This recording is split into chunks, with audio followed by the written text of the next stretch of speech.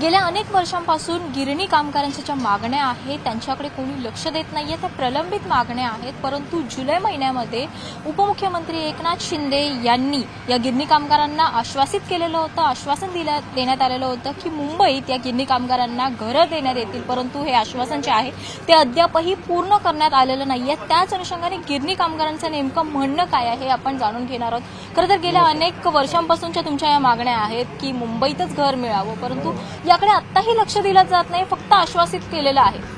नाही, त्यांनी जो GR काढला होता 15 मार्च 2024ला, ते GR मध्ये लिहिलं होतं की वांगणीला 50,000 घरं आहेत आणि शेलूला 31,000 घरं आहेत आणि त्या GR मध्ये होतं की ज्यांनी जर घर नाही स्वीकारलं तर तो ऑटोमॅटिक या स्कीममधून बाद होणार गिरणी कामगार। म्हणून आम्ही 9 जुलैला मोठा मोर्चा काढला। 28 जुलै 2010ची पुनरावृत्ती म्हणून 9 जुलैला 2025 आम्ही मोर्चा काढला।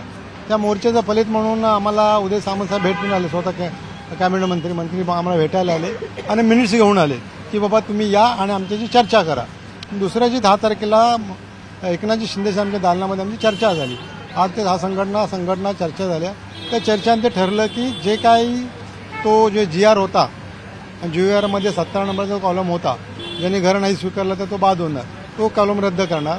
दुसरी गोष्ट, जे वंचित गिरणी कामगार राहिलेत 2010, 2011, 2017 ज्यांनी फॉर्म नाही भरले त्यांना एक संधी द्यायची। आणि तिसरा म्हणजे ज्या गिरणी कामगारांनी ते सेलू कोंडगावला जी घरं घेतली त्याचा मेंटेनन्स कमी करायचा। अशा आमच्या बऱ्याचशा मागण्या आहेत। ज्या 2012 साली ज्या घरं गिरणी कामगाराला दिली गेली त्या घरामध्ये एक ट्रान्झिट कॅम्पमध्ये घरं होती, तिथे 10 ते 12,000 घरं आहेत, तर ट्रान्झिट कॅम्पची घरं खाली होत आहेत। ती घरं जरी गिरणी कामगाराला 10,000 ते 12,000 मिळाली तर गिरणी कामगार संपूर्णपणे मुंबईत होईल। आणि आमची प्रामुख्यानं मागणी आहे की गिरणी कामगार संपूर्ण मुंबईतच आलं पाहिजे आणि आम्हाला मुंबईतच घर पाहिजे। या ज्या मागण्या सतत केल्या जातात परंतु त्यांच्याकडे लक्ष दिलं जात नाहीये, फक्त आश्वासन दिलं जाते। खरं तर राज्यात ट्रिपल इंजिनचं सरकार आहे, तरी देखील अद्यापही गिरणी कामगारांना न्यायासाठी अपेक्षा करावी लागते, वाट बघावी लागते। नाही, तीच आम्हाला खंत वाटते। 10 जुलैला आमची मिटिंग झाली, आम्हाला समजलं की 8 ते 10 दिवसांमध्ये मिनिट्स मिळेल। आमचे प्रत्येक कार्यकर्ते जाऊन मिनिटची बोलणी करतायत, पण त्या मिनिट द्यायला तयार नाहीत। एकनाथजी शिंदे साहेबांमध्ये कुठला दबाव आहे? गृहनिर्माण मंत्रिमंडळ त्यांच्याकडे आहे, मग त्यांच्या दबाव कोणाचा आहे, प्रेशर कोणाचं, तेच आम्हाला समजलं। एकनाथ शिंदे खरोखर व्यक्ती चांगली आहे, ते जर मुख्यमंत्री असते आजपर्यंत नेक्स्ट टाइमला तर गिरणी कामगारांचा कुठे ना कुठे तर मार्ग निघाला असता आणि मुंबईत मार्ग मोकळा झाला असता। कारण ते सत्तेवरती असताना 1.5 ते 2 वर्षामध्ये जे गिरणी कामगार 2.5 लाख होते, 1,74,400 आणि त्याच्या 15 ते 16,000 लोकांना घरं देण्यात आली। जवळजवळ 1.5 लाख गिरणी कामगारांना त्यांनी हे केली, पात्र निश्चित केली। बरेच गिरणी कामगारांनी 2-2, 3-3, 4-4 फॉर्म भरले होते।